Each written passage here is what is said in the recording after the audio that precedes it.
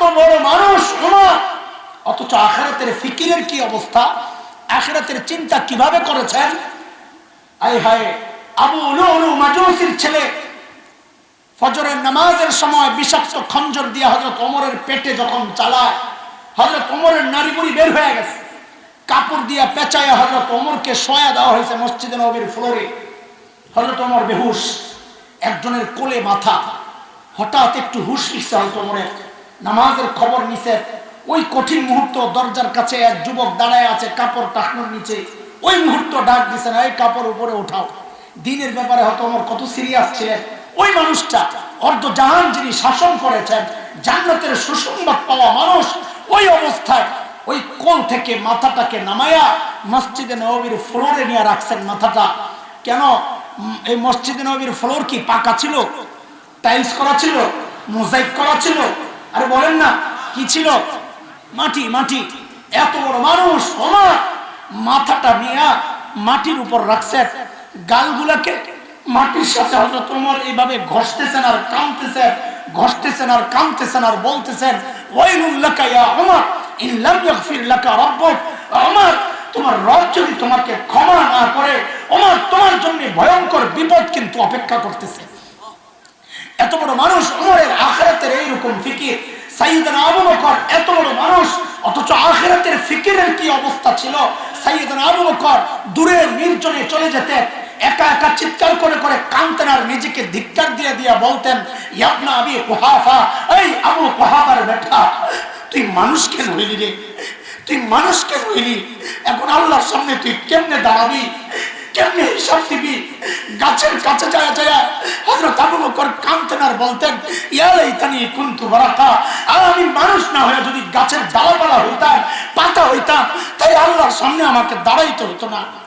এত বড় মানুষ আবু বকরের আখিরাতের এইরকম ফিকির, ওমরের এইরকম ফিকির। আরে এইরকম ফিকির তো হওয়ার কথা ছিল আমার মতো জালিমের। অথচ আমাদের কারো চেহারার দিকে তাকাইলে মনে হয় না যে আমাদের আখিরাতের কোনো চিন্তা আছে, আমাদের মৃত্যুর কোনো ভয় আছে। কেন রে ভাই, তোমাকে আর আমাকে কে গ্যারান্টি দিল যে আমাদের মৃত্যু যন্ত্রণা হবে না? আয়েশা হযরত আসমাকে জিজ্ঞেস করতেছেন, দাদু ভাই একটু বলো না, যথেষ্ট পরিমাণ কি রেখে গেছেন, একটু বলো না। হযরত আসমা জবাব দিচ্ছেন, দাদু ভাই আব্বা যাওয়ার সময় ঘরে আল্লাহ আর তার রাসূলকে রেখে গেছেন। আমাদের জন্য এটাই যথেষ্ট, আপনি টেনশন করেন না। ছোট্ট বাচ্চা আসমা যদি এই জবাব দেয়, তো বাবা আবু বকরের জবাব কি হইতে পারে? সাইয়েদনা আবু বকর জবাব দিচ্ছেন, ইয়া রাসূলুল্লাহ, ওই যে ঘরের বেড়াগুলো খেজুর পাতার বেড়া, ওগো আল্লাহর হাবিব, আসার সময় বেড়াগুলারে থাপড়ায়া থাপড়ায়া আসছি। কেন? মাঝে মধ্যে সুই গেঁথে রাখতাম, সুই, যেন একটা সুই পর্যন্ত ঘরে থেকে না যায়, ওই সুইটা যেন আমার কোনো মুজাহিদ ভাইয়ের কাজে আসে। ওগো আল্লাহর হাবিব, আসার সময় ঘরে একটা সুইও রেখে আসি নাই, কেবল আল্লাহ আর তার রাসূলকে রেখে আসছি।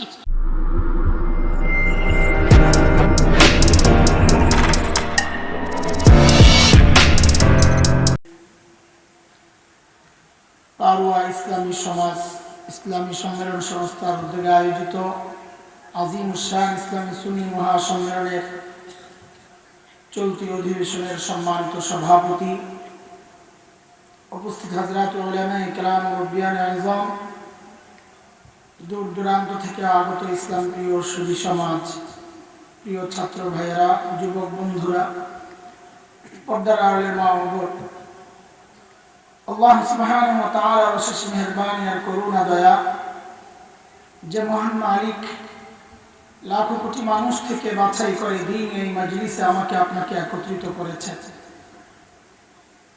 এটা মালিকের অনেক বড় দয়া। মালিক যাকে চান শুধু তার দিলটাই দিন বুঝার জন্য খুলে দেন। আর মালিক বলেন, দিন বুঝার জন্য আমি যার দিলটা খুলে দেই, ওই বান্দা সারাক্ষণ আমার স্পেশাল নূরের আওতায় থাকে। দুর্ভাগ্য তো তার যার দিল শক্ত, যাকে দিন বুঝানো যায় না, দিল শক্ত। আল্লাহ বলেন তারা স্পষ্ট গুমরাহিতে নিমজ্জিত। সূরা জুমা আয়াত নম্বর 22, রব্বে কারীম বলেন, আফামান শারাহাল্লাহু সাদরাহু লিল ইসলাম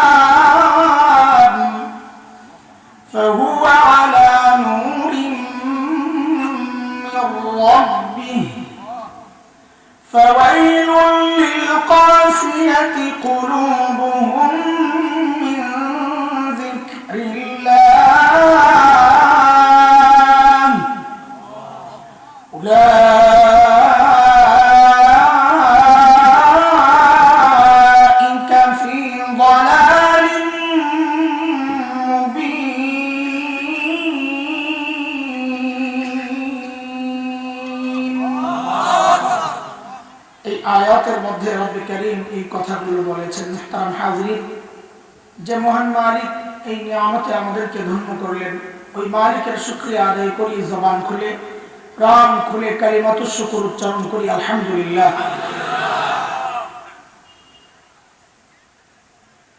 লম্বা সময় থেকে মুহাক্কিক আলিমদের বয়ান আপনারা শুনছিলেন, বিশেষ করে আমাদের মুরব্বী আল্লামা আব্দুল বাসিত খান দামাত বারাকাতুহুল আলিয়া অত্যন্ত তাত্ত্বিক সময় উপযোগী কিছু কথা আপনাদেরকে শোনাচ্ছিলেন। তাদের পথে চলার জন্য আমি ওখানে বসেছি দিদি কিছু কথা বলার জন্য। সূরা আল হাশর, এই সূরা থেকে ছোট্ট একটা আয়াত তিলাওয়াত করেছি। আল্লাহর কাছে তৌফিক চাই যেন এই আয়াতকে সামনে রেখে মালিক এমন কিছু কথা বের করে দেন যে কথাগুলো আমার নিজের সাথে আপনাদেরও হেদায়েতের জরিয়া হয়ে যায়, ওসিলা হয়ে যায়।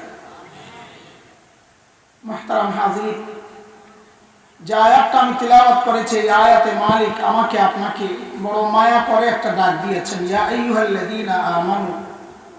এই ডাকটা মালিকের বড় মায়ার ডাক। কোরআনুল কারীমের মধ্যে আল্লাহ মুমিনদেরকে দুই ভাবে ডেকেছেন, এক ইয়া আইয়ুহান নাস আর ইয়া আইয়ুহাল্লাযীনা আমানু। হযরত মুফতি শফি রাহমাতুল্লাহি আলাইহি বলেন, এই দুই ডাকের মধ্যে পার্থক্য আছে। এই পার্থক্যটা আমরা আমাদের সন্তানদেরকে ডাকার ক্ষেত্রেও করি। আমরা আমাদের সন্তানদেরকে ডাকার ক্ষেত্রে দুই ভাবে ডাকি, এক নাম ধরে কথার কথা বলি, ইয়া আব্দুল্লাহ। তো সন্তান বুঝে যে বাবা হয়তো রেগে আছেন, ডাকের নমুনা ভালো না। কিন্তু বাবা কখনো সন্তানকে, বাবা আর সন্তান যে সম্পর্ক, ওই সম্পর্ক ধরে ডাক দিয়ে বলেন আব্বু।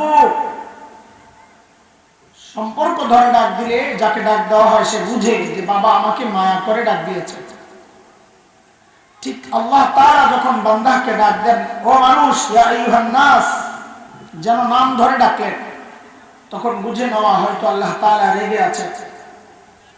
কিন্তু যখন আল্লাহ তাআলা বান্দাকে, বান্দার যে সম্পর্ক আল্লাহর সাথে ঈমানের সম্পর্ক, ওই সম্পর্ক ধরে যখন ডাক দিয়ে বলেন ইয়া আইয়ুহাল্লাযীনা আমানু, ও ঈমানদার, তখন বুঝে নেওয়া যে আল্লাহ তাআলা আমাকে আপনাকে বড় মায়া করে ডাক দিয়েছে।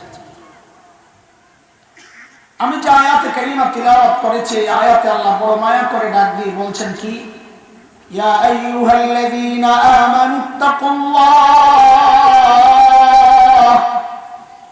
ওয়াল তানজুর নাফসুম মা কদ্দামাত লিগাদিন ওয়াত্তাকুল্লাহ।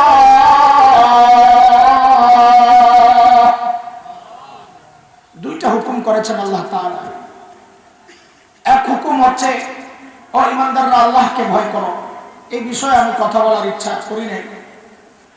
দ্বিতীয় যে হুকুমটা আল্লাহ তাআলা করেছেন, ওইটা নিয়ে কিছু কথা বলার মাকসাদ। মালিক বলতেছেন ওয়াল তানজুর নাফসুম মা কদ্দামাত লিগাদ। প্রত্যেকটা মানুষের উচিত তার আখিরাত নিয়ে চিন্তা করা। আমার আগামীর জন্য, আমার আখিরাতের জন্য পুঁজি কি, কামাই কি, সম্বল কি, মালিকের সামনে আমি কি নিয়ে দাঁড়াবো, এটা প্রত্যেকের চিন্তা করা উচিত। শুধু মুরিদরা চিন্তা করবে পীর সাহেববাদ, মুসল্লি চিন্তা করবে ইমামবাদ, সাধারণ চিন্তা করবে আলেমরাবাদ। মালিক বলেন না, প্রত্যেকটা মানুষের উচিত চিন্তা করা যে আমার আখিরাতের সম্বল কি, আল্লাহর সামনে আমি কি নিয়ে দাঁড়াবো। বলে চিন্তা করি বলি তো এই মজলিসে আসছি, তাই না? জিলাপি আছে, জিলাপির ব্যবস্থা আছে, সিন্নি, খিচুড়ি, তবারক, কিচ্ছু নাই। তার মানে আমরা সবাই এখানে আসছি আখিরাতের ফিকির নিয়েই তো, তাই না? কিন্তু দোস্ত, আমাদের আখিরাতের ফিকিরটা যথাযথ হচ্ছে কিনা, যথার্থ হচ্ছে কিনা, যেমনটা দরকার ঠিক তেমন হচ্ছে কিনা, না ঘাটতি আছে, কি করে বুঝবো? তো আল্লাহ তাআলা আমাদের জন্য নমুনা বানাইছে, মডেল। হযরতে সাহাবায়ে কেরাম রিদওয়ানুল্লাহি আলাইহিম আজমাইন কে আল্লাহ আমাদের মডেল বানাইছে যে তুমি তোমার ঈমানকে সাহাবীদের ঈমানের সাথে মিলায়া দেখো। যদি মিলে যায় তো তোমার ঈমান ঠিক আছে, যদি না মিলে তো ভেজাল আছে, ঠিক করে নাও। কার কথা? মালিক বলতেছে فَإِنْ آمَنُوا بِمِثْلِ مَا آمَنْتُمْ بِهِ فَقَدِ اهْتَدَوْا وَإِنْ تَوَلَّوْا فَإِنَّمَا هُمْ فِي شِقَاقٍ।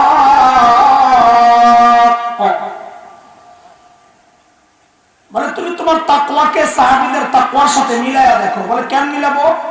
তো আল্লাহ বলেন কারণ সাহাবীদের তাকওয়ার পরীক্ষা আমি নিয়েছি, ওই পরীক্ষায় তারা পাস। তোমারটাও যদি মিলে যায় তো তুমিও পাস। কার কথা?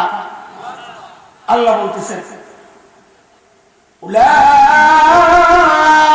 আল্লাযীনা ইমতাহানাল্লাহু কুলুবাহুম লিত্তাকওয়া লাহুম মাগফিরাতুন ওয়া আজরুন আযীম।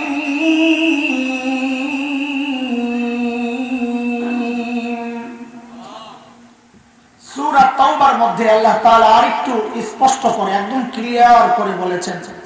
মালিক বলতেছেন والسابقون الأولون من المهاجرين والأنصار والذين اتبعوهم بإحسان رضي الله عنهم ورضوا عنه وأعد لهم جنات تجري تحتها الأنهار خالدين فيها أبدا ذلك الفوز العظيم।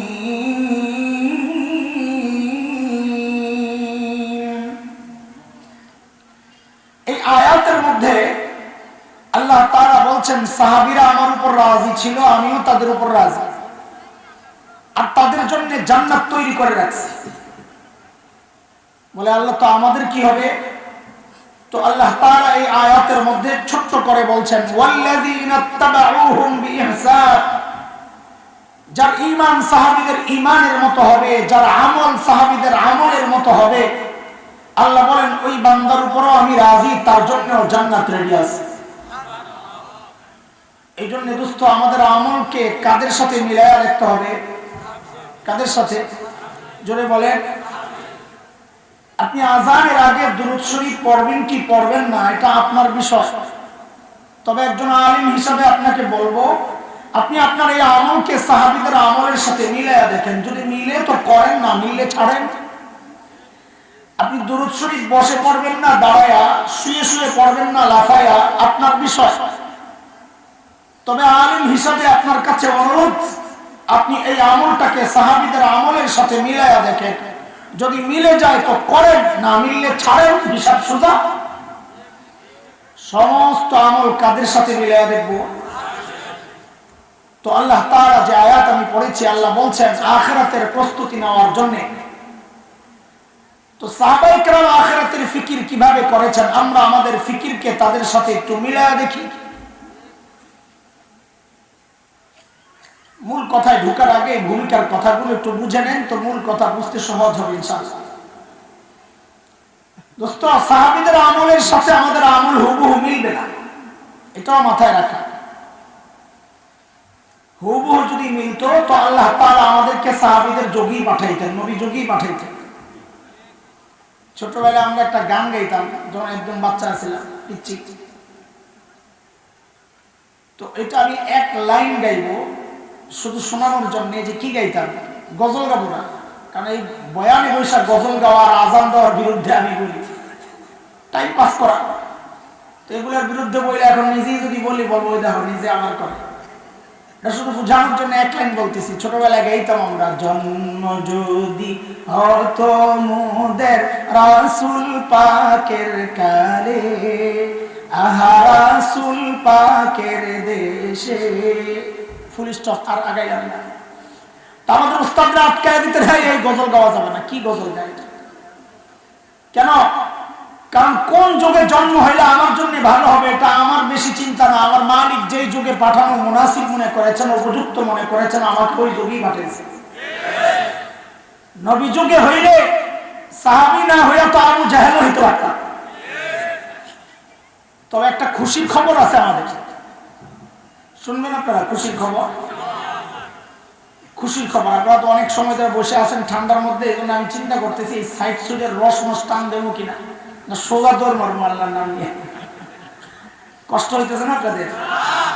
আই হাই, একটু এক হুজুরের সাথে কথা বলছে, কষ্ট হইলে বল আহা কষ্ট হইতেছে। আপনার কষ্ট না হইলে আল্লাহ আপনাকে সওয়াব দিবেন। হ্যাঁ, কষ্ট হইতেছে বলবেন হ্যাঁ অনেক কষ্ট হইতেছে, তবে এই কষ্ট আল্লাহর জন্য। তো আল্লাহ আল্লাহ মায়া লাগবে যে আরে আমার বান্দা আমার জন্য কষ্ট করতেছে। আপনি যখন কষ্ট হয় না তাহলে তোর কি দেবো তোর, এমনি বললাম। আল্লাহ তো জানেনি কষ্ট হচ্ছে না হচ্ছে। এটা নবীদের সুন্নাহ। বিপদগ্রস্ত হইলে আল্লাহকে বলা। হযরত আইয়ুব আলাইহিস সালাম কষ্টে ছিলেন, বলেন নাই আল্লাহ আমি ভালো আছি, বরং বলেছেন রব্বি আন্নী মাসসানি আদ-দুররু ওয়া আনতা আরহামুর রাহিমিন, আল্লাহ বড় বিপদে আছি একটু দয়া করো। তো যাই হোক, একটা খুশির খবর আছে, ভালো খবর। এটাই আমাদের জন্য বড় সান্ত্বনা। কি সেটা? এখন তো টমেটোর মোটামুটি সিজন চলে আসছে। 2 মাস আগে যখন টমেটোর সিজন ছিল না, তখন টমেটো কত টাকা কেজি ছিল বলতে পারে? 100 মাসাল্লাহ বাজার করেন তাই 100 120। ওইটা কি ফ্রেশ না ভেজাল? হ্যাঁ ভেজাল। ভেজালটা খাইছেন 100 টাকা কেজি। এখন তো সিজন শুরু হয়ে গেছে, আপনাদের এলাকার খবর তো আমার জানা নাই। আমাদের কুমিল্লা অঞ্চলে বিশাল বিস্তীর্ণ এলাকায় টমেটোর চাষ হয়। হাইওয়ের 2 ধারে বিশাল অঞ্চল টমেটোর চাষ হয়। তো সিজন যখন ফুল, এই ফেব্রুয়ারির শেষ দিকে, তখন আমরা দেখি হাইওয়ের 2 পাশে কৃষকরা বড় বড় টুকরি কার্টন এগুলোতে টমেটো স্তূপ দিয়া বসে থাকে। তো আমরা শহরের মানুষ গ্রামের এই ফ্রেশ জিনিস দেখে লোভে পড়ে যাই, কিনতে মন চায়, খাইতে পারি না, কিনতে মন চায়।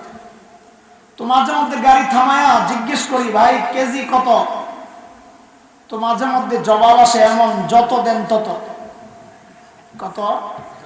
এটার মানে হচ্ছে, এটার মানে হইলো আমি টমেটো নিয়ে বিপদে আছি, কোন রকম নিয়ে আমার বাচ্চা মানে হইলো এটা।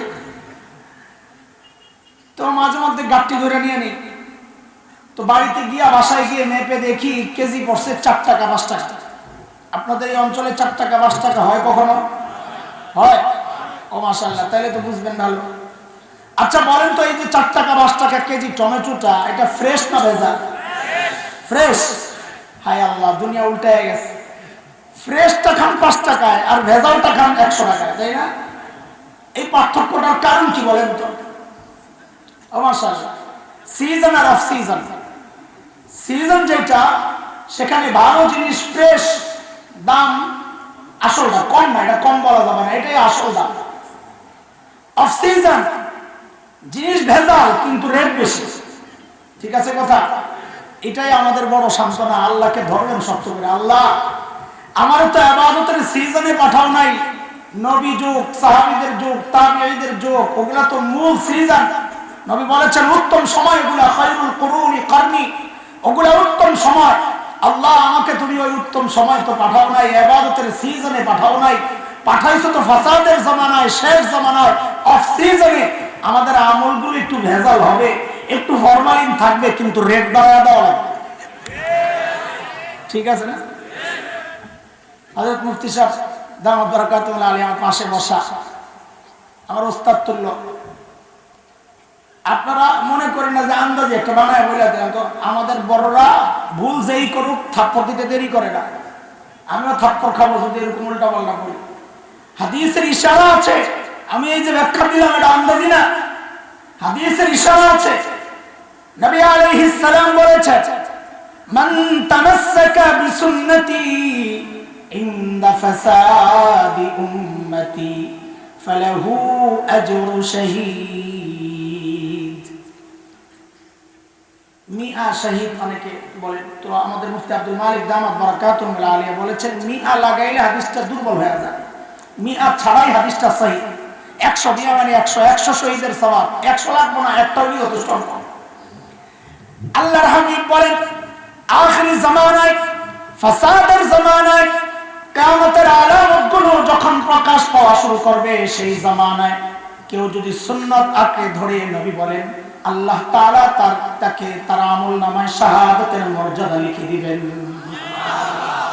আচ্ছা বলেন তো, এই কথা নবী সাহাবীদেরকে বলেছে?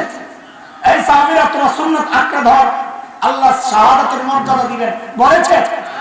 বলে তোমরা সুন্নত আদায় করলে সুন্নতের সওয়াবই পাইবা, আর আখেরি জামানায় সুন্নত ঠিকমতো আঁকড়ায় ধরো তো আল্লাহ তাআলা তোমার সুন্নতের রেট বাড়ায় তোমার শাহাদাতের মর্যাদা দিয়ে দিবে।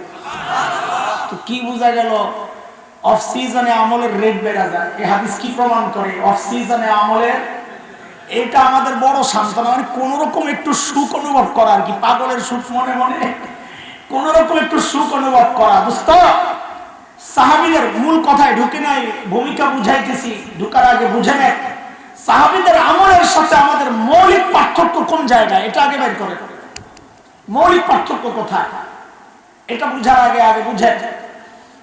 আমরা ছোটবেলায় খেলাধুলা করছি, সুফি সাহেব না একেবারে বড় বড় সুফি সাহেব যারা আছে এগুলো জিজ্ঞেস করেন ছোটবেলায় খেলাধুলা করে নাই? আরে করে নাই? আপনাকে মুফতি আনসার হুজুর করেন নাই? হ্যাঁ করছে। যারা মেধাবী হয় তারা ছোটবেলায় খেলাধুলা করে, এটা নমুনা, এটা মেধাবী হবে। বোম্বল যেগুলো এগুলো ছোটকালে বোম্বল, কিচ্ছু বোঝে না। আমরা তো খুব খেলাধুলা করছি। আমি ঢাকা ফরিদাবাদ মাদ্রাসায় পড়তাম, পাশেই মাঠ, হুজুর আমরা আটকায় রাখতো। তো জামাতে সবসময় 1 নম্বর হয়ে কিছু বলে না, কিন্তু আটকায় রাখতো কেমনে? মুফতি আবু সাইদ হুজুর দামাত বরকাতুহুল আলিয়া হুজুর করতেন, আমারে তুই আসরের পরে আমার কিতাব দিয়ে একটু সাফ করিস, তোর ময়লা করে না। আমি তো বুঝছি আপনি কোন কাহিনী করছেন, আমার কোন ষড়যন্ত্র চলতেছে। আহা, আমাদের ওস্তাদরা এইভাবে খেয়াল করছে। তো আমরাও ছোটবেলায় খেলাধুলা করছি, লেখাপড়াও করছি। এখনকার বাচ্চারাও খেলাধুলা করে, লেখাপড়াও করে। পার্থক্য কোন জায়গায়? পার্থক্য হচ্ছে আমরা লেখাপড়ার ফাঁকে ফাঁকে খেলাধুলা করতাম, আর এখনকার বাচ্চারা খেলাধুলার ফাঁকে ফাঁকে লেখাপড়া করে। ঠিক আছে কথা? ঠিক সাহাবীদের সাথে আমাদের পার্থক্যটা এই জায়গায়। সাহাবীরাও দুনিয়ার কাজ করেছেন, কৃষি কাজ করেছেন, বকরি চড়িয়েছেন, ওট চড়িয়েছেন, খেজুর বাগানে পরিচর্যা করেছেন, দুনিয়ার কাজও করেছেন, ব্যবসা করেছেন, আখিরাতের কাজও করেছেন। আমরা যারা নিজেদেরকে দিনদার ভাবি, আমরা দুনিয়ার কাজও করি, আখিরাতের কাজও করি। পার্থক্য কোন জায়গায়? পার্থক্য হচ্ছে সাহাবায়ে কেরাম আখিরাতের কাজ করতেন, ফাঁকে ফাঁকে দুনিয়ার কাজ করতেন। আর আমরা যারা নিজেদেরকে দিনদার ভাবি, আমরা দুনিয়ার কাজ করি, ফাঁকে ফাঁকে আখিরাতের কাজ করি। এই গ্যাপটাকে যত কমানো যায়, দুনিয়ায় সাহাবীদের যত কাছাকাছি আসতে পারবো, হাসরেও সাহাবীদের তত কাছাকাছি আমাদের অবস্থান হবে। দুনিয়ায় যত দূরত্ব তৈরি হবে, হাসরেও তত দূরে অবস্থান করবে। এই জন্য সাহাবীদের জীবন আমাদের জানা দরকার, পড়া দরকার। বিশেষ করে যারা আশিক রাসূল, তাদের তো মডেল 1 নম্বর হওয়া দরকার সাহাবীরা। কারণ সাহাবীরা হচ্ছে নাম্বার 1 ভেজাল মুক্ত আশিক রাসূল, জিলাপিওয়ালা, কি মুখলিস, খালেস, একদম স্পেশাল নাম্বার 1 আশিক রাসূলদের নাম হচ্ছে হযরতে সাহাবায়ে কেরাম। কাজে আপনারা যারা আশিক রাসূল, আপনাদের উচিত নিজের আখিরাত বিনির্মাণে কাদেরকে মডেল বানানো? সাহাবায়ে কেরামকে মডেল বানানো। তারা কিভাবে নিজের আখিরাতের ফিকির করতেন, আমরাও এইভাবে করব ইনশাআল্লাহ। চলে হযরতে সাহাবায়ে কেরামের আখিরাতের ফিকির সম্পর্কে একটু আলোকপাত করে আসি, তারপর ফিনিশিং এ যাব ইনশাআল্লাহ। সাইয়েদনা আবু বকর সিদ্দিক রাদিয়াল্লাহু তাআলা আনহু, ওনার জীবনের একটা অংশ আপনাদেরকে শোনাই। আখিরাতের চিন্তা কিভাবে মাথায় ঢুকছে। তিনি যখন খলিফা, ওনার রাষ্ট্র পরিচালনার একটা সিস্টেম ছিল। দরবারে বিধবা অসহায় নারীদের লিস্ট থাকতো, যেন স্বেচ্ছায় কেউ খিদমত করতে চাইলে ওই নামের পাশে নিজের নাম বসায়া নিজে নিজে চলে যেত, কারণ এটা অনেক সওয়াবের কাজ। নবী আলাইহিস সালাম বলেছেন, যারা ইতিম আর বিধবার দায়িত্ব নেয়, ওই ব্যক্তি আর আমি জান্নাতে পাশাপাশি থাকব। অনেক সওয়াবের কাজ এটা। বড় আফসোসের কথা, এই সময়ের মানুষ অন্য বিধবা অসহায়ের দায়িত্ব নিবে থাক দূরের কথা, পোড়া কপাল তো নিজের আপন মা বিধবা, তার দায়িত্বই নিতে চায় না। পোড়া কপাল, পোড়া কপাল। একদিন হযরত ওমর ফারুক রাদিয়াল্লাহু তাআলা আনহু আসছে, দরবার থেকে লিস্ট নিয়ে নাম নিয়ে কোন বিধবার খেদমতে যাবেন। দেখেন আখিরাতের ফিকির কিভাবে পেয়েছে। ওমরের মতো মানুষ, এত বড় ব্যক্তি আসছেন বুড়ির বাড়ির কাজ করবেন, এই জন্য ওই যে আখিরাতের ফিকির ঢুকছে মাথায়। তো লিস্ট খুঁজে খুঁজে একটা নাম পাইছেন, যেই নামের সাথে কারো নাম নাই। হযরত ওমর ওই নামটা ধরে পরদিন সকালে ফজরের পর পর বুড়ির বাড়িতে যায় হাজির। ভাই কখন কথা তো বলে, ঘুমাই গেছে? কে কে ঘুমাইছেন একটু হাত তোলেন তো দেখি। মাশাআল্লাহ, যারা যারা ঘুমাইছেন বুঝা যাবে। আচ্ছা হাইছেন না, আপনি ঘুম ভাঙানোর জন্য এটা ফোন দিয়ে আসছিলাম, লড়াচড়া দিয়ে। আচ্ছা আপনাকে রাঙ্গুনিয়ায় দৌড়াই কি দিয়া? পাও দিয়া না হাত দিয়া? হ্যাঁ আরে জোরে বলেন। হাত দিয়া দৌড়ায় না তো? তো ঢাকার সাথে মিল আছে মাশাআল্লাহ। আচ্ছা কোন বাচ্চাকে যদি এখান থেকে ছেড়ে দেওয়া হয় ওই রাস্তা পর্যন্ত দে একটা দৌড় স্পিডে, যত স্পিডে বাড়ছে দিছে এক দৌড় সর্বোচ্চ স্পিড। ওই পার যাওয়ার পর তার হাত দুইটা বেঁধে দেওয়া হয়েছে, কই যা আগের মতো স্পিড আবার ফেরত যা। পারবে তো? হাত দিয়া তো দৌড়ায় না, দৌড়ের স্পিড কেন কমে গেল? পাও তো খোলা। হাত দৌড়ায় না ঠিক, কিন্তু পাও যখন দৌড়ায় তখন হাত সাথে সাথে নড়ে আর বলে দোস্ত তুই একা না, তোর সাথে আমরাও আছি।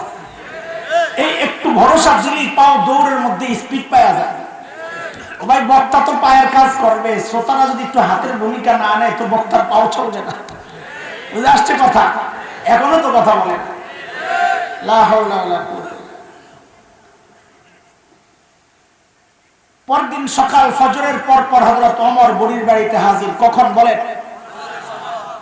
কেন জিজ্ঞেস করতেছি? এটা কোরআনের সিস্টেম, হাদিসের সিস্টেম। কোন জরুরি কথা বলার আগে একটু প্রশ্ন করে নেওয়া, চূড়ান্ত মনোযোগী বানানোর জন্য।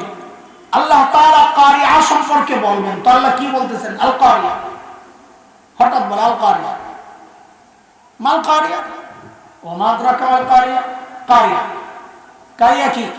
কারিয়া চিনে তো এত কিছু বলার দরকার কি? ডাইরেক্ট বললেই তো হয় কারিয়া কারে বলে। এটা হলো নবী আলাইহিস সালামের চূড়ান্ত মনোযোগ আকর্ষণ করতেছেন আল্লাহ তাআলা। হযরত মুআয ইবনে জাবাল রাদিয়াল্লাহু আনহু একই বাহনের মধ্যে নবীর পেছনে বসা, একই বাহনে। তো নবী ডাকছেন ইয়া মুআয, এই মুআয। হযরত মুআয জবাব দিলেন লাব্বাইকা ওয়া সা'দাইকা ইয়া রাসূলুল্লাহ, আমি হাজির। নবী আবার ডাকলেন ইয়া মুআয। হযরত মুআয আবার বললেন ইয়া রাসূলুল্লাহ, আমি হাজির।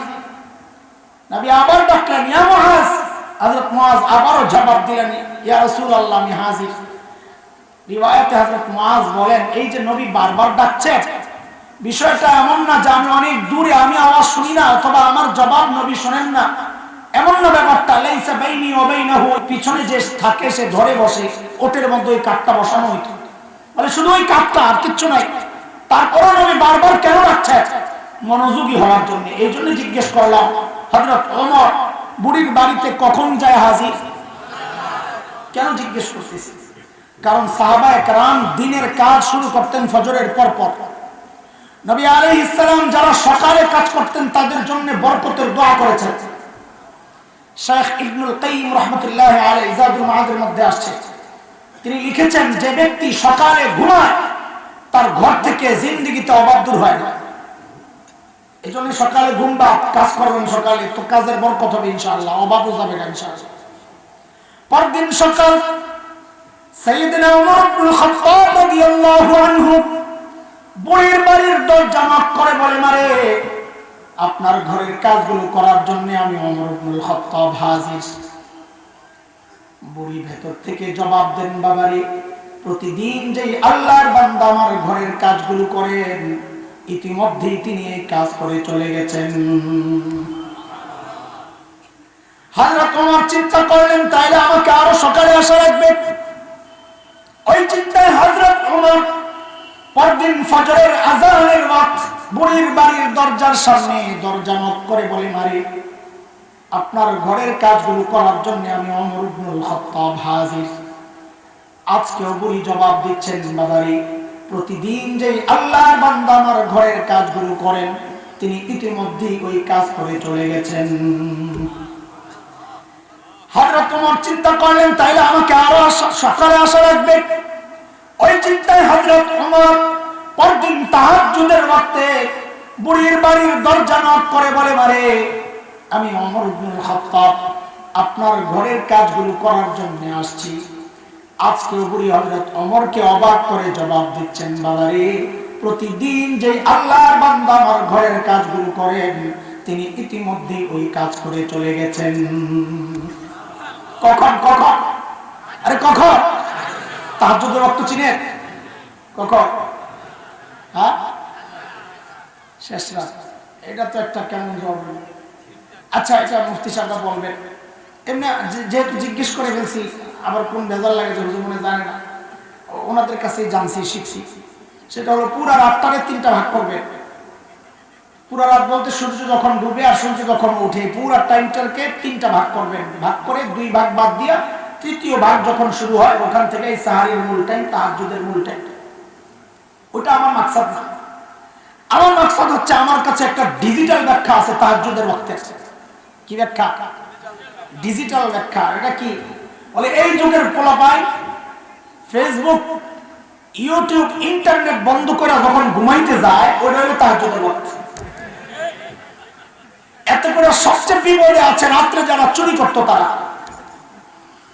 এখন যেই ঘরেই যায় জানলার ফাঁক দিয়া, দরজার ফাঁক দিয়া দেখে ভিতরে ঘুমাইছে কিনা, চুরি করতে ঢুকবে, দেখে কোন না কোন আল্লাহর বান্দা আসমানের দিকে মোনাজাত ধরে শুয়ে রয়েছে। আরে কথা ঠিক নেই? গজব আইব নাকি? রহমতের টাইমে যায় ঘুমাইতে, যখন আল্লাহ ডাকা শুরু করেন, কার কি লাগবে, আরে আমি আইছি। হ্যাঁ, আলা মিন মুস্তাগফিরিন ফাগফির, আলা মিন মুস্তারজিকিন ফারজুক, আলা মুবতালান ফাউআফি, আলা কাযা আলা কাযা, কার কি লাগবে, আর তখন যায় ঘুমাইতে। তো গোড়ার ডিম পাইবা তুমি। এইবার হযরত ওমরের টনক মারছে, কিরে এত রাতে কে কাজ করে? আমার কাজের দরকার নাই, আগে বুজুর্গলাই করা লাগবে। কে আল্লাহ বান্দা? পরদিন এশার নামাজের পর সাইয়েদনা ওমর ইবনুল খাত্তাব রাদিয়াল্লাহু আনহু বুড়ির বাড়ির সামনের এক ঝোপের আড়ালে চুপচাপ বসে আছেন। দেখবেন এই গভীর রাতে কোন আল্লাহর বান্দা বুড়ির বাড়ির কাজ করার জন্য আসে।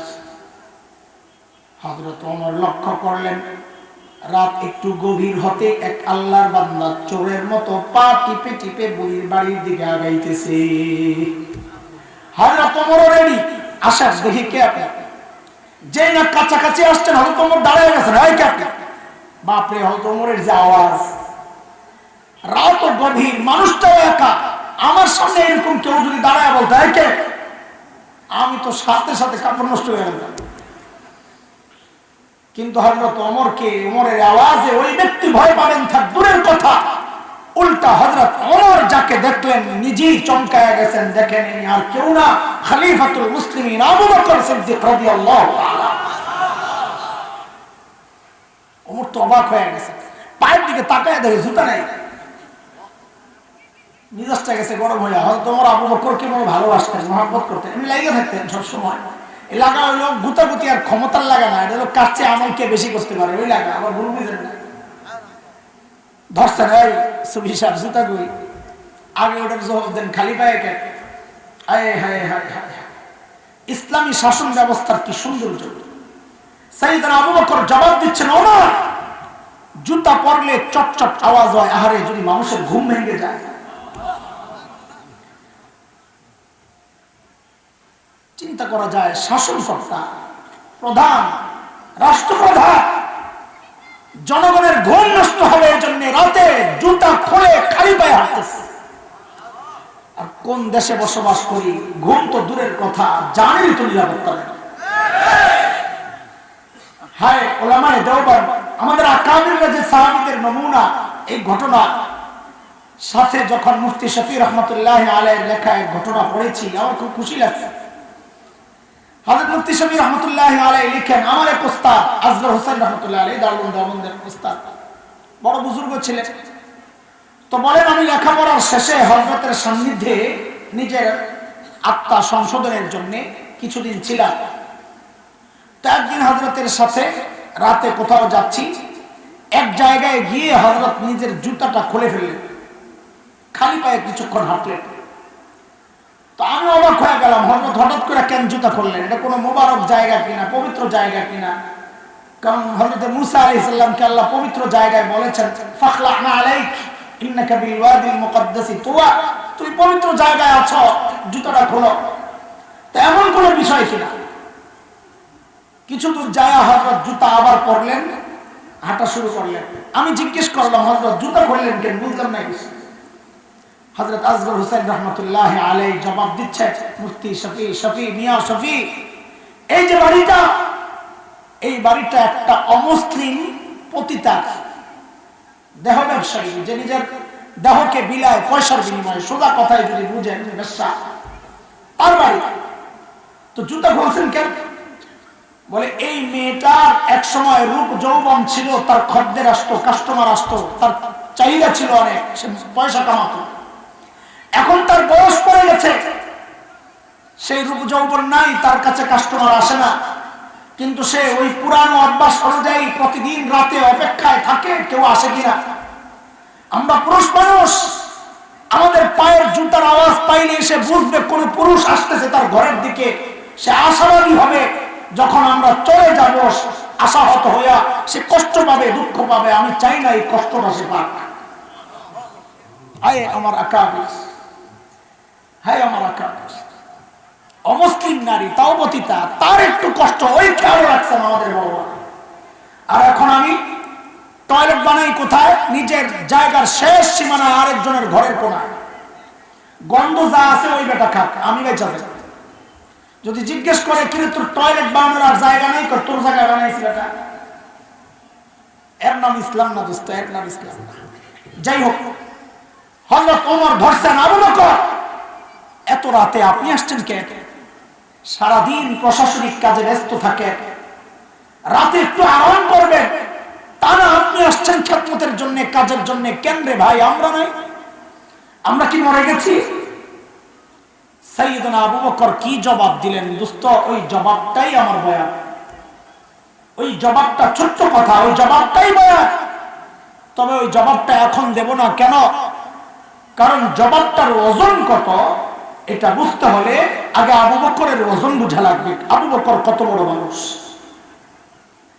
ব্যক্তির ওজনের উপর কথার ওজন ওঠানামা করে। রাস্তায় হাঁটছেন, এক ভিক্ষুকের সাথে সাক্ষাৎ, আপনাকে ডেকে বলল এই কালকে একটু দেখা করো, তোমাকে খুশি করে দেব। তা আপনি মনে মনে উপহাসের হাসি হাসবেন, নিজে ভিক্ষা করে খায়, আবার আমারে খুশি করবে। কিন্তু যদি একই কথা এলাকার এমপি সাহেব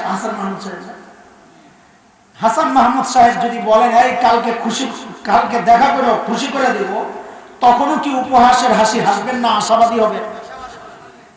দেখেন, একই কথা, ব্যক্তির ওজন বেড়ে গেছে তো কথারও ওজন বেড়ে গেছে। কথা কিন্তু একটা। সাইয়েদনা আবু বকর কি জবাব দিলেন বলে জবাবটা পরে আসতেছি। কেন? জবাবের ওজন কত এটা বুঝতে হলে আগে আবু বকরের ওজন বুঝা লাগবে। একদিন আম্মা জান আয়েশা রাদিয়াল্লাহু তাআলা আনহা মদিনার স্বচ্ছ পরিষ্কার আকাশের দিকে তাকিয়ে তাকিয়ে দেখেন লক্ষ লক্ষ নক্ষত্র দেখা যায়। আম্মা জানের মনে একটা জিজ্ঞাসা, কৌতূহল। নবীকে এসে জিজ্ঞেস করেন, ইয়া রাসূলুল্লাহ, আপনার উম্মতের মধ্যে এমন কেউ কি আছেন যার আমলের পরিমাণ ওই নক্ষত্রের চেয়েও বেশি? কেউ কি আছেন ইয়া রাসূলুল্লাহ? আল্লাহর হাবিব বলেন, আয়েশা আছে একজন। কয়জন? আম্মা জান তো মনে মনে খুশি, জানি তো একজন কে, আমার আব্বাই তো, আবু বকর তো। আর কে? বলে জানলে জিজ্ঞেস করছো কেন?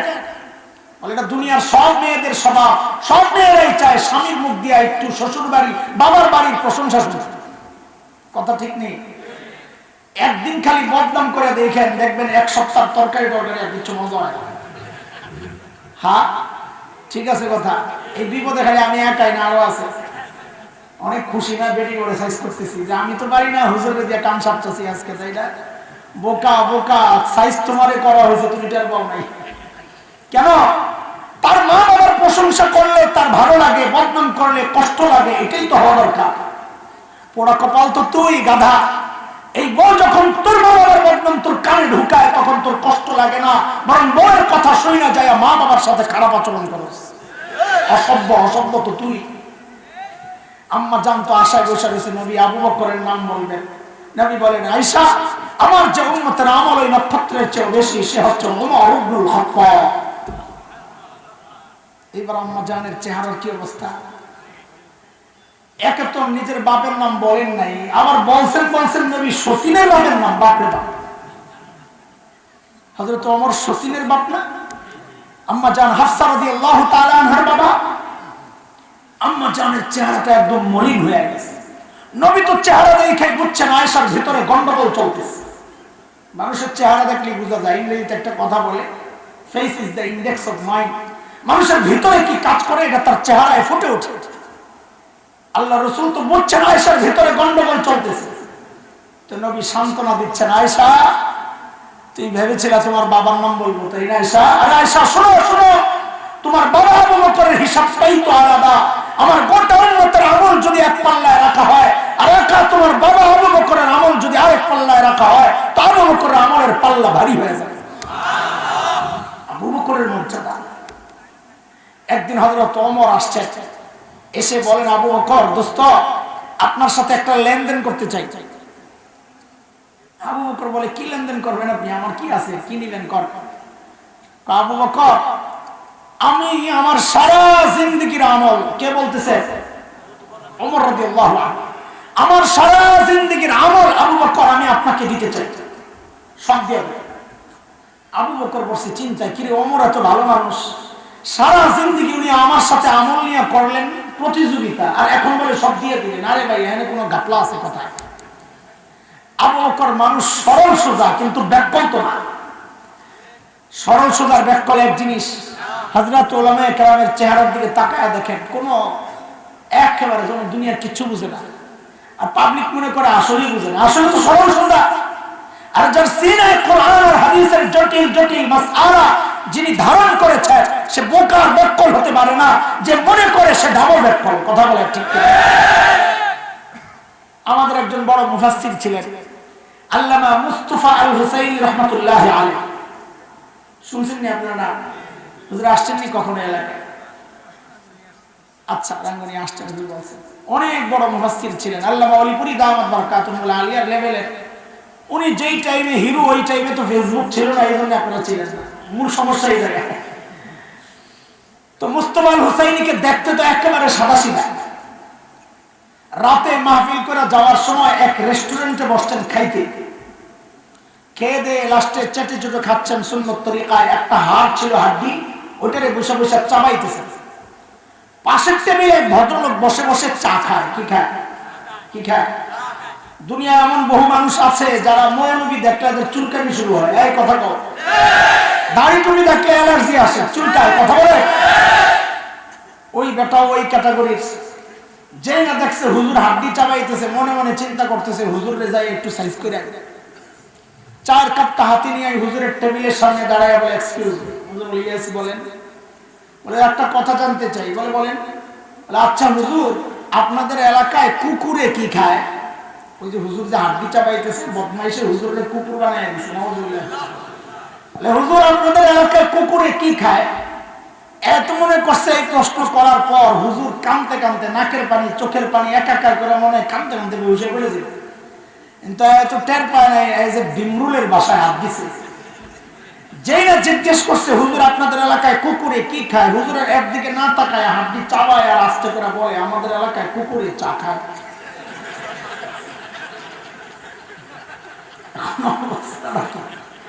কার কান্দা? কে কান্দে? এবার মৌলবী কি হয় না? এই কথা কথা, মৌলবী কি হয় না?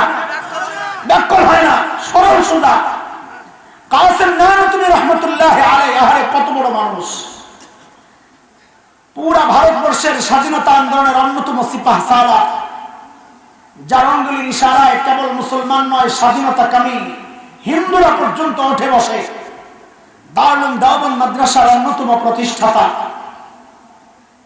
হযরত ছাত্তা মসজিদ, দেওবন্দ মাদ্রাসা লাগোয়া একটা মসজিদ, ছোট্ট। হযরত ওই মসজিদে থাকতেন। ইংরেজরা টের পায়া গোটা মসজিদ ঘেরাও করছে, হযরতকে ধরবে। হযরত ভিতরে একটা গেঞ্জি গায়ে দেওয়া, লুঙ্গি পরা, ঝাড়ু দেয়, মসজিদ ঝাড়ু দেয়। আর কি সাদা জিন্দেগি, মসজিদ ঝাড়ু দেয়। ইংরেজরা ভিতরে ঢুকছে, ঢুইকা হযরতকে দেখে, এরা তো চিনে না। তো মনে করছে এটা তোর কাছে নাম তুমি না, কারণ এরা মনে করছে এত বড় নেতা, পেটটা তো কমপক্ষে আমি দাউনবাগি হুজুরের মতো হওয়ার কথা। মানুষ তো এখন পেট বড় দেখলে, টুপি বড় দেখলে মনে করে বড় হুজুর। আরে কথা বলো। তো যাই হোক, কাসেম নানুতুবিকে জিজ্ঞেস করতেছে, কাসেম নানুতুবিকেই জিজ্ঞেস করতেছে, কাসেম নানুতুবি কাহা হয়, কাসেম নানুতুবি কই? এখন কাসেম নানুতুবি যদি জবাব দেন নাই হো আমি কাসেম নানুতুবি, তাহলে ধরা পড়ে। আর যদি বলেন পাতা নেই আমি জানি না, তো মিথ্যা হয়। কাসেম নানুতুবি আবার উপস্থিত জবাব দেওয়ার ক্ষেত্রে একজন দারুণ মানুষ ছিলেন, মারাত্মক জবাব দিয়ে দিতেন। এক হিন্দু পণ্ডিত কাসেম নানুতুবির সাথে মুনাজারা, তর্কযুদ্ধ, বহস। তো মুনাজারার আগে খাইতে বসছে। হিন্দু তো অনেক খাইছে, মুশরিকরা বেশি খায়, হাদিসের কথা, আল মুমিন ইয়াকুলু ফি মিআন ওয়াহিদ, মুমিনরা অল্প খায়, সোলা কথা, কাফেররা বেশি খায়। তো হিন্দু তো অনেক খাইছে, কাসেম নানুতুবি একটু খাইছে। এখন হিন্দু চিন্তা করছে শুরুতেই আরে মানসিক ভাবে দুর্বল করে দেয়। তো বলে মালি সাহেব খানাই তো হেরে গেলেন, মুনাজারা বহসে কেমনে জিতবেন? তো কাসেম নানুতুবি জবাব দেয়, আরে ভাই খানা নিয়ে যদি প্রতিযোগিতা করতে হয় তো আমার সাথে না, মহিষের সাথে যাই করো। ওরা আজীব মানুষ ছিলেন কাসেম নানুতুবি, হঠাৎ এমন জবাব দিয়ে দিতেন মানে কেউ আর কোনো জবাবের কোনো আগামাথা পাইতো না, কি করবে। তো কাসেম নানুতুবিকে জিজ্ঞেস করা হচ্ছে, কাসেম নানুতুবি কাহা হ্যায়, কাসেম নানুতুবি কই? তো কাসেম নানুতুবি কি করছেন, যেই জায়গায় দাঁড়ায় ছিলেন ওখান থেকে একটু সরছে, তো আগের জায়গাটা ফাঁকা হয়েছে না, তো শরীরে এমন একটা ভাব হয়েছেন, কথাটা বুঝতে একটু দেরি হয়েছে। হ্যাঁ কাসেম নানুতুবি, ও আচ্ছা, ও তো আবি হাতে, উনি তো একটু আগে এখানেই ছিল, কথা তো মিশা না, একটু আগে তো এখানেই ছিল, এখন তো শুনে গেছে। ইংরেজরা মনে করছে একটু আগে এখানে ছিল, এখন বুঝি পালায় গেছে, হায় হায় ছুটে গেল। হ্যাঁ বুঝতো, সাইয়েদনা আবু বকর মানুষ ব্যাকল ছিলেন না। সূরা লাহাব যখন নাজিল হয়, তো সূরা লাহাবের মধ্যে আবু লাহাবের বউ উম্মে জামিল বিনত হারব ইবনে উমাইয়া এর কথাও তো আছে, যে তোরও সাইজ করো, বেডি তো চৈতামিতা শেষ। এমনি রাস্তায় চলতো, মুফাসসিররা লেখেন দূর থেকে দেখলে বোঝা যায় তো না এটা বেড়া না বেডি, ওই শাহবাগের স্লোগান কর না আসলে করতে, দেখলে বোঝা যায় না বেড়া না বেডি। তো আবু লাহাবের বিবি উম্মে জামিল কি করছে, পাথর একটা লইছে, লয়া মসজিদে হারামের দিকে রওনা দিছে, নবীরে মারবে। নবী আলাইহিস সালাম তিলাওয়াত করতেছেন হারামে, আবু বকর রাদিয়াল্লাহু আনহু পাশে বসে বসে পাহারাদারি করতেছেন। আরে আবু বকর এই পাহারা দিয়ে দিয়ে যে কত মার খেয়েছে। আবু বকর দেখছেন উম্মে জামিল আসতেছে হাতে পাথর, নবীর কানে কানে বলতেছেন, ইয়া রাসূলুল্লাহ উম্মে জামিল আসতেছে হাতে কিন্তু পাথর, ভাবসাব ভালো মনে হয় না। নবী বলেন, আবু বকর আসতে দেন, উম্মে জামিল আমাকে দেখবি না, উম্মে জামিল আমাকে দেখবি না। কেন? কোরআনে আল্লাহ আগে জানায় রাখছেন, সূরা বনী ইসরাঈল আয়াত 45, فإذا قرأت القرآن جعلنا بينك وبين الذين لا يؤمنون بالآخرة حجابا مستورا। নবী আপনি যখন তিলাওয়াত করবেন আপনার আর বেঈমানদের মাঝখানে আমি নিরাপত্তা পর্দা দিয়ে দিব, আর আপনাকে দেখবে না। ঠিকই উম্মে জামিল এসে এরকম খুঁজতেছে, খুঁজে পায় না। তা আবু বকর তো বুঝছে, আরে উম্মে জামিল তো দেখে না। আবু বকর রে উম্মে জামিল কয়, এই মোল্লা, তখন তার মোল্লা ছিল না, মোল্লা কেন আবু বকরই কইছে, আমি বুঝানোর জন্য কইতেছি, এই মোল্লা তোর দোস্ত কই, লগেরটা কই। এখন আবু বকর যদি বলেন লা আদরি, আমি জানি না, তো মিথ্যা হয়।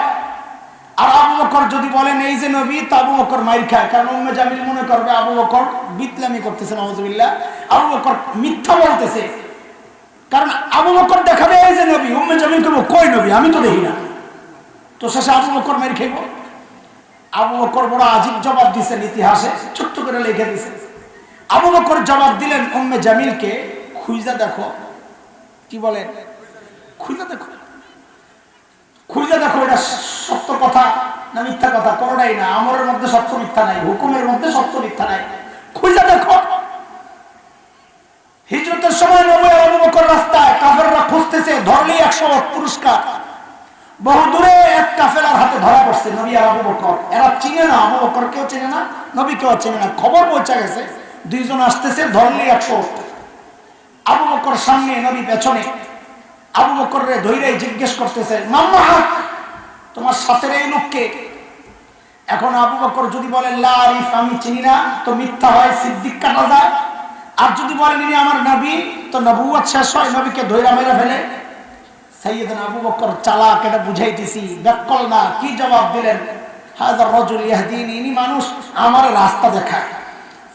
তো এরা মনে করছে পাহাড়ি এলাকা, মনে হয় এই লোক চিনে না, এই লোক চিনে, রাস্তা দেখায়। কিন্তু আবু বকর তো নিয়ত করছেন ইয়াহদিনি ইলাল জান্নাহ, তিনি আমারে জান্নাতের রাস্তা দেখায়।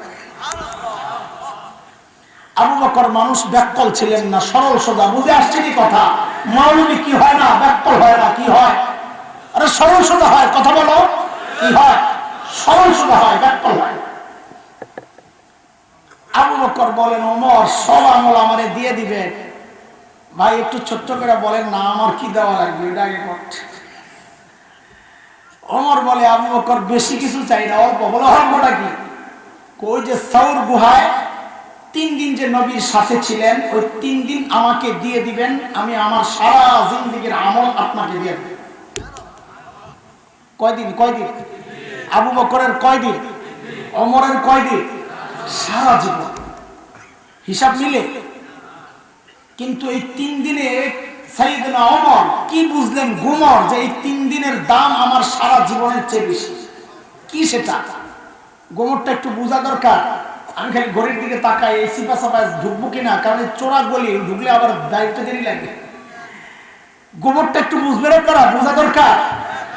চলেন সুর গুহায় যাই, সাউর গুহায় যাই। গুহার ভেতরে নবী আর আবু বকর। আচ্ছা গুহার ভেতরে পরে ঢুকেন, গুহার মুখটা আগে একটু বন্ধ করে আসে। আপনারা তো কত ওয়াজ শুনেন, আজকে ওয়াজের পরীক্ষা। কি ওয়াজ শুনছেন আর কতটা মুখস্থ রাখছেন দেখি। বলেন তো, গুহার মুখের মধ্যে কে কে বাসা বানাইছিল? মাকড়সা, কবুতর।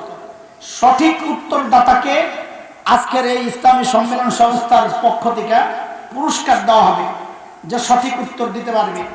বলেন তো, কবুতরের ডিম পারছিল কয়টা? হ্যাঁ, 2টা। আর আসেনি কোন মতামত?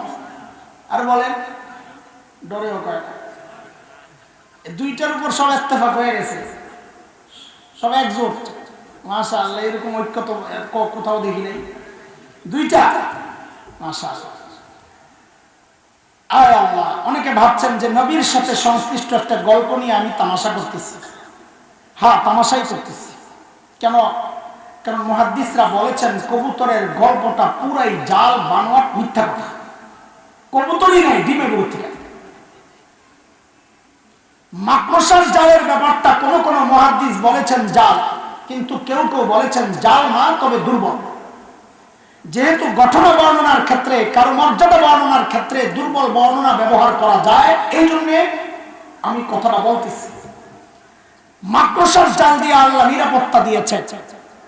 আচ্ছা, আল্লাহ তাআলা যদি চাইতেন গুহার মুখটাকে পাথর দিয়ে প্যাকেট করা, গুহার ভেতরটাকে জান্নাতের টুকরা বানাইতে পারতেন কি পারতেন না? কথা বলেন। আল্লাহ তা না কইরা মাকড়সার জাল বসায় দিলেন। কেন? মাকড়সার জাল অনেক শক্তিশালী না দুর্বল? মাকড়সা আরবি হচ্ছে আনকাবুত, এই নামে একটা সূরা আছে কোরআনুল কারীমের মধ্যে।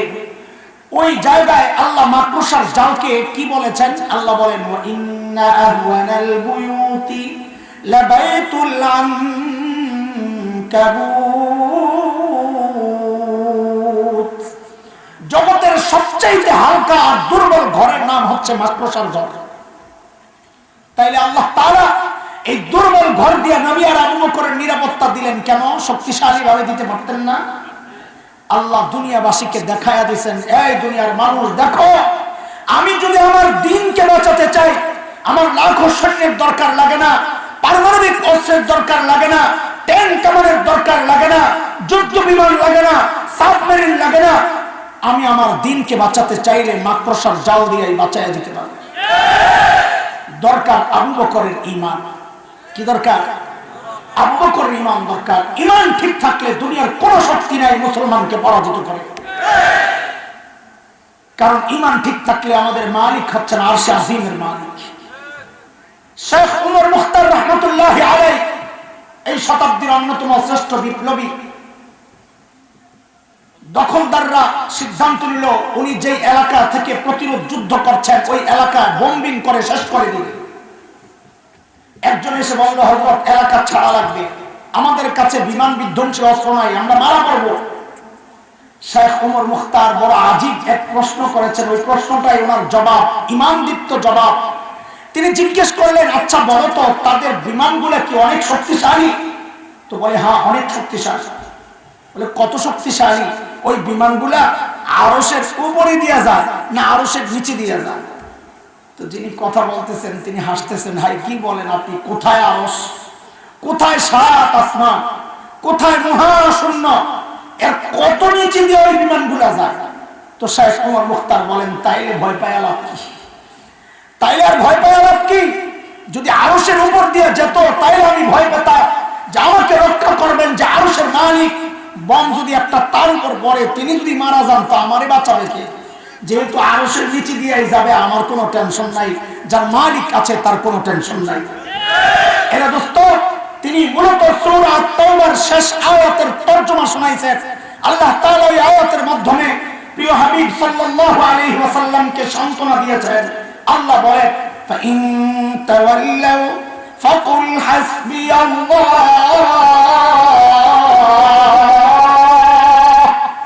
লা ইলাহা ইল্লা হু আলাইহি তাওয়াক্কালতু ওয়া হুয়া রাব্বুল আরশিল আযীম।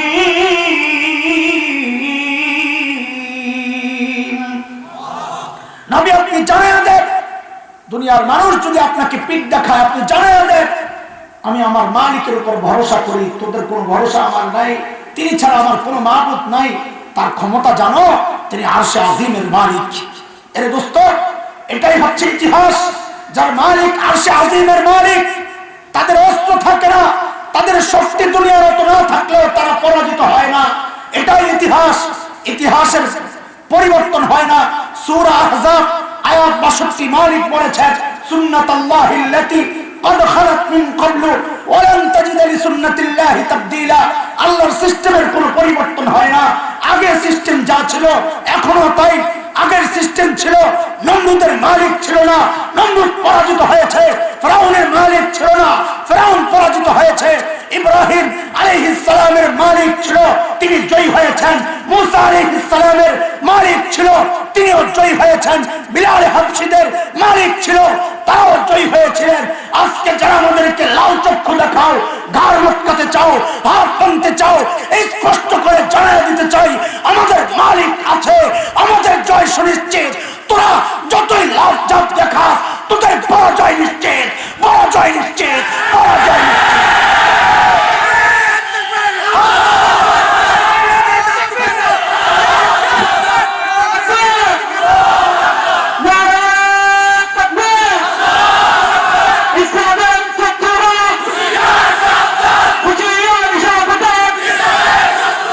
আজকে যারা আলেমদের হাত ভাঙতে চাও, ঘাড় মটকাতে চাও, কিছু হলে লাল চক্ষু দেখাও, রক্ত চক্ষু দেখাও, শুনে রাখো আমাদের 1400 বছরের ইতিহাস।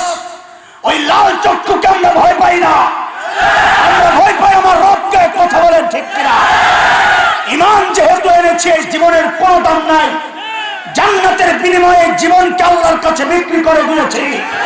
এটা প্রত্যেকটা ঈমানদারের দিলের কথা।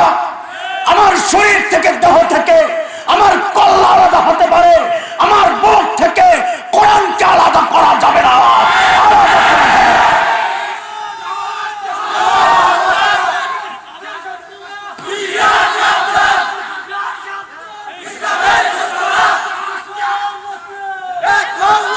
আজকে আমার দেশের উপর শকুনের চোখ পড়েছে, শকুনের আনাগোনা পরিলক্ষিত হচ্ছে। দালালে ভরে গেছে দেশ, খোদার কথর পালাতে পারবে না শেষমেশ। এই জমিনে ইঞ্চি ইঞ্চি মাটিকে সোনার চাইতে খাঁটি মনে করি। কথা বলে কেন? জমিনের নিচে গ্যাস হয়, তেল হয়, এই জন্যে ফসল হয়, এই জন্যে। আরে না, এই জমিনকে ভালোবাসি এই জন্যে কারণ এই জমিন শাহজালালের জিহাদের সাক্ষী, এই জমিন হযরত হাফিজের চোখের পানির সাক্ষী, এই জমিন কারি ইব্রাহিমের জিকিরের সাক্ষী, শফির আন্দোলনের সাক্ষী, কথা বলেন ঠিক? এই জমিনে ইঞ্চি ইঞ্চি মাটি রক্ষায়, মানচিত্র রক্ষায়, ইমান রক্ষায় ৭১ একবার মুক্তিযুদ্ধ হয়েছে। দেশ রক্ষায়, ইমান রক্ষায় যদি আরেকটি যুদ্ধের প্রয়োজন হয় আবারও যুদ্ধ হবে, আবারও যুদ্ধ হবে।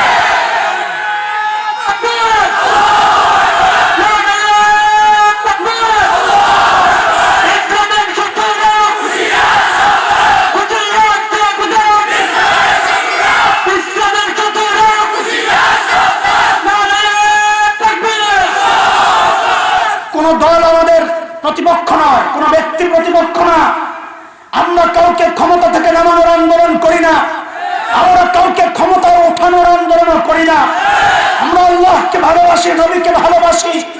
ওই ভালোবাসার তাগিদে বলছি, আমার বাবার চেয়ে আমি আমার নবীকে বেশি মহব্বত করি, আমার নিজের জানের চেয়ে আমি আমার নবীকে বেশি মহব্বত করি, কলিজার টুকরা সন্তানের চেয়ে আমার নবীকে বেশি মহব্বত করি।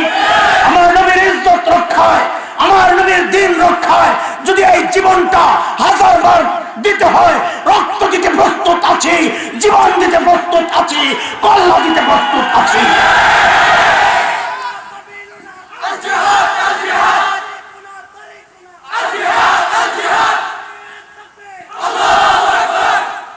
আল্লাহর হাবিব গুহার ভেতরে সাইয়েদনা আবু বকরের কোলে মাথা রেখে আরাম করতেছিলেন। নবী ঘুম থেকে উঠে দেখেন যে আবু বকরের চেহারার মধ্যে চিন্তার ছাপ।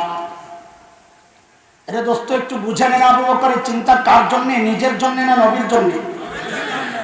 আরে আবু বকররা কোনোদিন নিজের চিন্তা করেন না। আরে ছোট্ট আসমার কথাই শোনো না। আল্লাহর হাবিব আর আবু বকর যখন গুহায়, হযরত আসমা ছোট্ট 7-8 বছর বয়স, প্রত্যেক দিন বকরি চড়ানোর বাহানা দিয়া কোরসায় করে করে খাবার নিয়ে দিয়ে আসতেন। কোন জায়গায়? সাউর গুহায়। এটা ধারে কাছে দুইটা গুহা, একটা গাড়ে হেরা গুহা যেখানে ওহী আসছে, সাউর গুহা যেখানে নবী লুকাইছে। হেরা গুহা অনেক উঁচা, আমি উঠছি, ভিতরে ঢুকছি, কিন্তু সাউর গুহায় ওঠার জন্য কয়েকবার নিয়ত করছি, পাহাড়ের কিনারে যায় আর সাহস হয় না, এত উঁচা। উপরের মানুষগুলারে দেখা যায় যেন পিঁপড়ার লাইন, সাদা পিঁপড়ার লাইন। অথচ হযরতে আসমা প্রত্যেক দিন ওই জায়গায়। আর এখন তো পাহাড় কেটে কেটে সিঁড়ি তৈরি করা হয়েছে, তখন তো সিঁড়িও ছিল না, এক পাথর থেকে লাফ দিয়ে আরেক পাথর ওইভাবে। এই জন্য নবী মায়া করে হযরত আসমাকে ডাকতেন জাতুল, তারপর কুরসাওয়ালি, মায়া করে ডাকতেন। একদিন আল্লাহর হাবিব লক্ষ্য করলেন হযরত আসমার কপাল ফাটা। নবী জিজ্ঞেস করলেন, হে আসমা, কই পড়ে গিয়েছিলা? হযরত আসমা বলেন, ইয়া রাসূলুল্লাহ, পড়ে যাই নাই, আসার সময় আবু জাহেলের হাতে পড়েছিলাম। আবু জাহেল আমাকে ধরে বলে, আসমা, তোমার বাবার নবী কোথায় আছে তুমি জানো? বলো, নাইলে মেরে ফেলবো। আমি বলে দিলাম, আবু জাহেল, আমার বাবার নবী কোথায় আছেন আমি জানি, কিন্তু আমি বলবো না। ছোট্ট বাচ্চা, দেখে ইয়া রাসূলুল্লাহ এই কথা বলার সাথে সাথে আবু জাহেল আমাকে এমন একটা থাপ্পড় মারলো, আমি ছিটকে যায়া পাশের পাথরে পড়ে আমার কপালটা ফেটে গেছে। আমি যখন সোজা হয়ে দাঁড়াই, আবু জাহেল এসে আমার গলা টিপে ধরছে, বলে, আসমা, এখনো সময় আছে, বলো নবী কোথায় আছে, না এলে তোমার গলা টিপে হত্যা করব।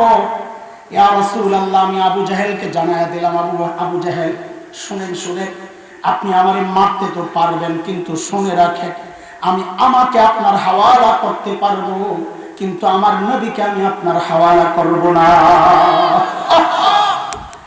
এটা তো প্রত্যেকটা আশিক রাসূলের প্রাণের কথা, কথাটাও ঠিক কিনা? আমরা আমাদের জীবনকে নবীর ইজ্জত রক্ষায় হাওয়ালা তো করতে পারবো, কিন্তু আমার নবীর ইজ্জত কোন কুলাঙ্গারের কাছে হাওয়ালা করব না, ইনশাআল্লাহ। রাজি আছি ইনশাআল্লাহ? রাজি আছি ইনশাআল্লাহ। আল্লাহর হাবিব জিজ্ঞেস করলেন, আবু বকর, আপনার চেহারা এত চিন্তা কেন? কিসের চিন্তা করতেছেন? সাইয়েদনা আবু বকর বলেন, ইয়া রাসূলুল্লাহ, ওই যে গুহার মুখের দিকে তাকায়া দেখেন, কাফেররা গুহার মুখের চারপাশে হাঁটতেছে। ইয়া রাসূলুল্লাহ, লাউ আন্না আহাদাহুম ইয়ানজুরু ইলা কদামাইহি, তাদের যে কেউ একজন যদি গুহার মুখ না খালি নিজেদের পায়ের দিকেও তাকায়, ওগো আল্লাহর হাবিব, আমাদেরকে দেখে ফেলবেন। আল্লাহর রাসূল সান্ত্বনা দিচ্ছেন, হে আবু বকর, আপনি কি ভেবেছেন গুহার ভেতরে খালি আমি আর আপনি, আর কেউ নাই আমাদের সাথে? না আবু বকর, না, আপনি টেনশন করেন না, আমাদের সাথে আল্লাহ আছে। এই সান্ত্বনার কথাটা আল্লাহর এত পছন্দ হয়েছে, আল্লাহ তাআলা কোরআনুল কারীমের সূরা তাওবার একটা আয়াতের টুকরা বানায়া নাযিল করে দিয়েছেন। মালিক বলেন, ইযহুমা ফিল গার ইয ইয়াকুলু লিসাহিবিহি লা তাহজান ইন্নাল্লাহা মা'ানা। আল্লাহ বলেন, দুইজন যখন গুহায়, একজন যখন তার সঙ্গীকে বললেন, এ মুসলমান খেয়াল করেন, নবী যখন আবু বকরকে বললেন, আল্লাহ ওইটা বলেন নাই, আল্লাহ বলতেছেন ইয ইয়াকুলু লিসাহিবি, একজন যখন তার সাহাবীকে বললেন। মুহাক্কিকরা বলেন, দেখো দেখো দেখো কারবার দেখো, আবু বকরের মর্যাদা দেখো। আল্লাহ তাআলা আবু বকর যে নবীর সাহাবী, আল্লাহ স্বীকৃতি দিয়ে দিয়েছেন, সুবহানাল্লাহ। এই জন্য আবু বকরের সাহাবিয়তকে কেউ অস্বীকার করলে কাফের হয়ে যাবে, কারণ সে কোরআনকে অস্বীকার করছে। বিষয় এটা না ওমরের গোমর এই জায়গায় না, এটা একটা মর্যাদার দিক তুলে ধরলাম।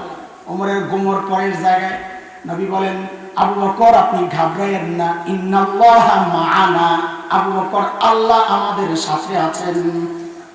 ওমর খাইছে রে, কি কারবার, নবীর সাথে আমার সম্পর্কের লেভেলটা কি, আবু বকরের লেভেল কি। ওমর চিন্তা করেন যে নবীর সাথে আমার সম্পর্কের লেভেলটা হচ্ছে, নবী বলেছেন লাউ কানা বাদি নাবিয়্যুন লাকানা উমর, আমার পর যদি কেউ নবী হতো তো কে হতো? বলেন বলেন, কে হতো? কি বোঝা যায় এই হাদিস কি প্রমাণ করে? মর্যাদা বেশি কার, ওমরের না আবু বকরের? কার? ওমরের। নবী তো বলেন নাই আমার পর কেউ নবী হলে আবু বকর হতো, এটা তো বলেন নাই। কি বলছেন? আমার পর কেউ নবী হলে কে হতো? ওমর হতো। হায় আল্লাহ, এই হাদিস আমি যখন শুনি প্রথম, আমারই তো মাথা ঘুরে গেছে, কিরে নবী আবু বকরের মর্যাদার চেয়ে ওমরকে বেশি মর্যাদা দিলেন। অথচ আহলুস সুন্নাহ ওয়াল জামাতের সবাই এই মত একমত, নবীদের পর গোটা মানব ইতিহাসের সর্বশ্রেষ্ঠ মানুষ হচ্ছেন আবু বকর। অথচ নবীর হাদিস প্রমাণ করে মর্যাদা বেশি কার? ওমরের। অনেকদিন এই প্রশ্ন আমার মাথায় ঘুরে। আমাদের আকাবির আসলাফদের কিতাবের এই এক মজা, পড়লে বহু প্রশ্নের উত্তর এমনি বেরিয়ে যায়। হাকিমুল উম্মত মুজাদ্দিদ মিল্লাত হযরত মাওলানা আশরাফ আলী থানভী রাহমাতুল্লাহি আলাইহির মালফুজাতে এই জবাব আসছে যে না না, এই হাদিসও প্রমাণ করে মর্যাদা ওমরের না আবু বকরেরই বেশি। এই গুমর বুঝেছেন ওমর, কি গুমর সেটা? নবী বলেন, ওমর আপনার সাথে আমার সম্পর্কের লেভেলটা হচ্ছে বাদিয়তের, আমি আগে আপনি। আর নবী কি বলেছেন? আমার পরে যদি কেউ নবী হতো তো কে হতো? না আমার সাথে সাথে। বলেন সাথে সাথে বলছেন না আগে আর পরে? আরে কথা তো বলেন, আগে আর। নবী আগে, ওমর। ওমর কয় সারা জিন্দেগি আমল কইরা নবীর কাছ থেকে স্বীকৃতি পাইলাম। নবী বলেন, ওমর আপনার সাথে আমার সম্পর্কটা হচ্ছে বাদিয়তের, আগে আর পরে, আমি আগে আর আপনি পরে। আর আবু বকর 3 দিন গুহায় থাইকে কি মুকুট পায়া গেছে। নবী আবু বকরকে বলতেছে, ও আবু বকর আপনার সাথে আমার সম্পর্কের লেভেলটা ওমরের মতো বাদিয়তের না, মা'ানা মাইয়াতের। আমি আগে আপনি পরে তা না, এটা ওমরের সাথে সম্পর্ক, আমি আগে ওমর পরে, কিন্তু আপনার সাথে সম্পর্ক মা'ানা মাইয়াতের পাশাপাশি, সাথে সাথে সাথে সাথে। ওমর কয় আমার বাদিয়তের মুকুট লাগবো না, আগে আর পরে মুকুট লাগবো না। আবু বকর আমার সারা জিন্দেগির আমল আপনি লয়ে যান, আমার ওই 3 দিন দিয়ে দেন। এই গোমর কি আবু বকর বুঝেন নাই? আমি তো বুঝায় আসছি, আবু বকর মানুষ ব্যাকল না, সরল সোজা। সাইয়েদনা আবু বকর কি জবাব দিলেন? আরে আজ থেকে 10-12 বছর আগে আমাদের হাকিমুল ইসলাম কারি তৈয়ব রাহমাতুল্লাহি আলাইহির এক লেখা এই জবাবটা পাইয়া আমি সাথে সাথে ওয়াল্লাহি সাথে সাথে কেঁদে ফেলছি। আরে কি মানুষ আবু বকর, কি মানুষ আবু বকর। সাইয়েদনা আবু বকর জবাব দিচ্ছেন, ওমর আরে ভাই বলেন কি, আপনি কি বলেন? এই 3 দিন যদি আপনারে দিয়ে দেই তো আমার জীবনের পুঁজি আর থাকে কি? আর জীবনে করছি কি? আমার পুঁজি তো এই 3 দিন, আর নাই তো কিচ্ছু। হায় আল্লাহ, আবু বকর বলে জীবনে কিছু করতে পারে নাই, এই 3 দিনই বলে পুঁজি জীবনের। আর আমি আপনি ভাবতেছি জীবনে কত কিছু করছি, অথচ আবু বকর কি না করছেন নবীর জন্য, কি না করছেন, কি না করছেন। হিজরতের রাতে নবী খালি যায় দরজায় টোকা মারছেন। আরে আশিক রাসূলরা কাকে বলে দেখো, নবী খালি দরজায় টোকা মারছেন, সাথে সাথে দরজা খুলে গেছে। নবী তো অবাক হয়ে জিজ্ঞেস করেন, আবু বকর আপনি ঘুমান নাই? আপনি ঘুমান নাই? তা আবু বকর বলেন, ইয়া রাসূলুল্লাহ, ওই যে 6 মাস আগে বলেছিলেন যে মক্কা ছাড়তে হবে, আমাকে সাথে থাকতে হবে, ইয়া রাসূলুল্লাহ, এরপর থেকে আজ পর্যন্ত কোনোদিন এই পিঠকে বিছানার সাথে লাগাই নাই। তাহলে ঘুমান নাই? ইয়া রাসূলুল্লাহ, ঘুমাইছি, এই দরজাকে বালিশ বানায়া দাঁড়ায়া ঘুমাইছি। সেই আবু বকর বলতেছেন, ওমর, এই 3 দিন যদি আপনাকে দিয়ে দিই, আমার পুঁজি থাকে কি? আমি তো কিছু করতে পারি নাই। যে আয় মালিক, আবু বকরের মর্যাদা শোনাইতেছি দোস্ত। শেষ একটা কথা শোনায় আমি ফিনিশিং এ চলে যাব।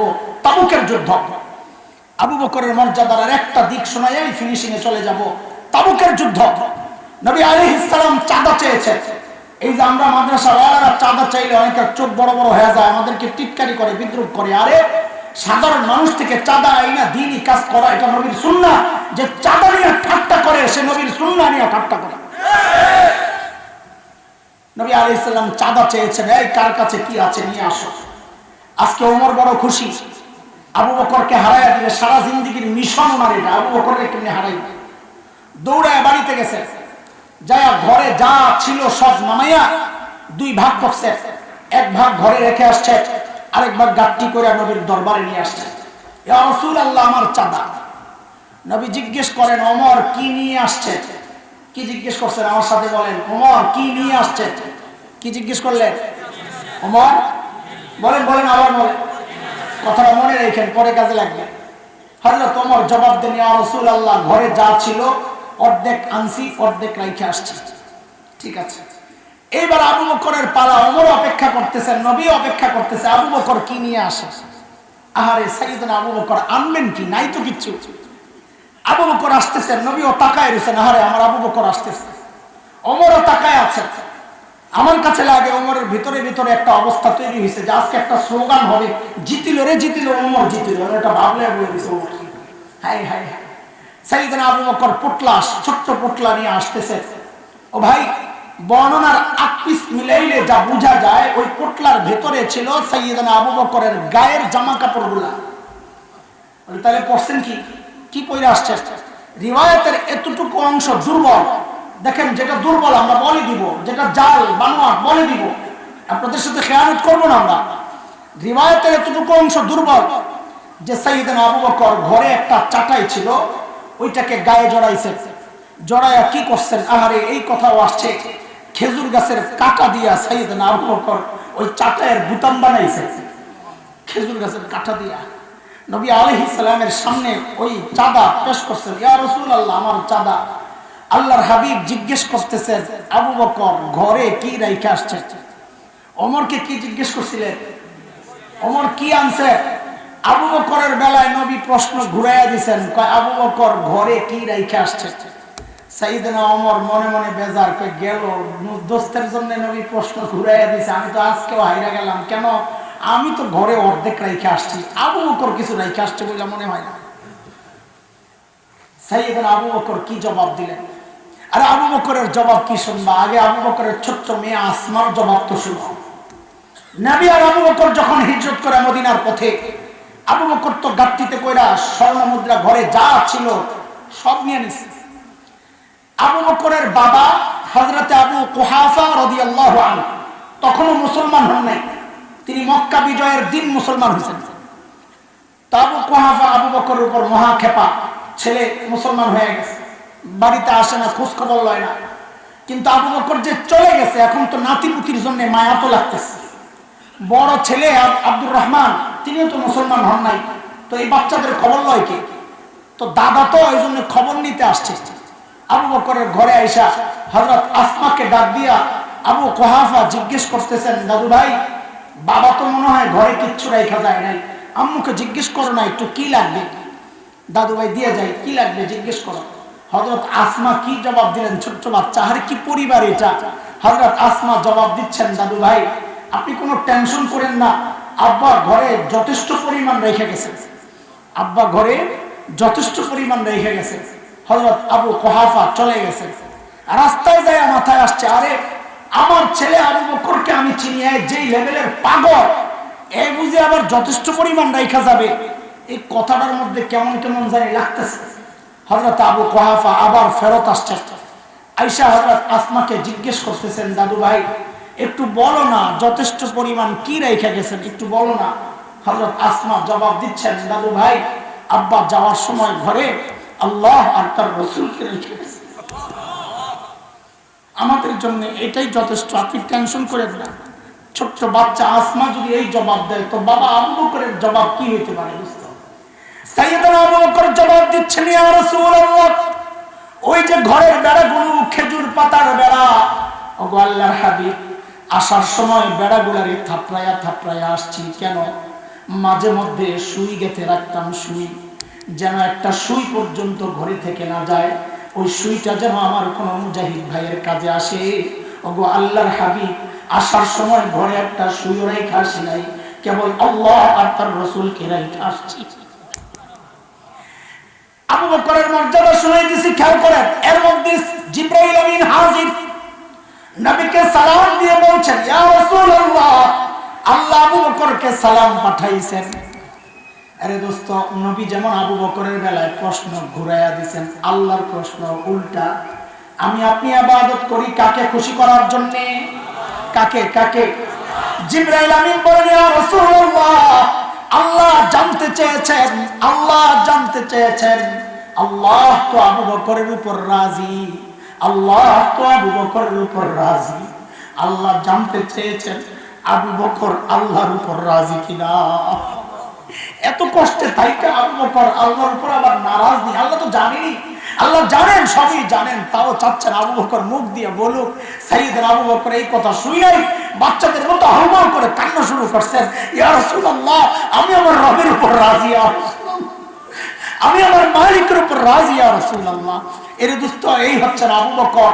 এত বড় মানুষটা ওই যে বুড়ির বাড়িতে গভীর রাতে কাজ করার জন্য গেছিল, মনে আছে কথা? হযরত ওমর যখন ধরছেন, এই আবু বকর, আপনি কেন আসছেন?